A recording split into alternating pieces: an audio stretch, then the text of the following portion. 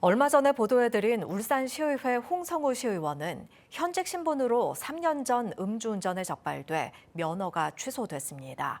그런데 최근까지 이런 사실을 철저히 숨긴 채 운전을 하고 의회를 출입해 왔는데요.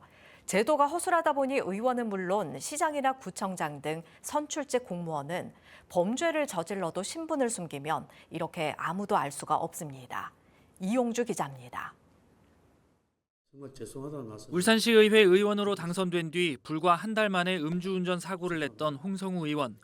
당시 면허가 취소됐지만 동료 의원은 물론 의회 사무처도 이런 사실을 전혀 몰랐습니다. 홍 의원이 경찰 조사에서 자신의 신분을 밝히지 않았기 때문입니다. 그 상황에 대해서는 의원들이 아마 알아듣는 사람은 아무도 없을 겁니다. 주위에 최측근이라든지 가까운 사람들은 알고 있었는지 몰라도. 때문에 범죄에 대한 징계를 받기는커녕 면허가 없는 채로 운전을 하며 의회를 출입하고 지역 행사장을 다녔습니다. 이런 일이 가능한 건 허술한 제도 탓입니다. 일반 공무원은 경찰의 형사사법정보 시스템에 신분이 등록돼 있어 수사 단계에서 즉시 확인이 가능합니다. 지방공무원법에 따라 수사 개시 사실을 소속 기관에 통보해야 하기 때문입니다. 하지만 선출직 공무원인 홍 의원에게는 이런 규정이 적용되지 않습니다. 지방 공무원과 마찬가지로 지방의원에 대해서도 범죄가 개시되거나 마쳤을 때 통보하도록 절차를 만들 필요가 있다고 생각합니다.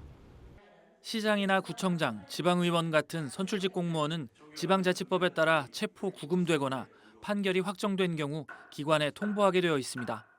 하지만 이 역시도 본인이 신원을 밝히지 않으면 아무 소용이 없는 허울뿐인 규제입니다. 이제 자주 신고만으로는 기대할 수는 없을 것 같고요. 어떻게 시스템을 보호할 것에 대한 좀 사회적 합의라든가. 이렇게 허술한 제도 탓에 선출직 공무원이 범죄를 저지르고도 철저히 숨기면 시민들은 이런 사실을 알 방법이 없습니다. 이런 허술한 제도가 바뀌지 않는 이상 홍 의원의 사례는 앞으로도 반복될 것이라는 우려가 나오고 있습니다. MBC 뉴스 이용주입니다.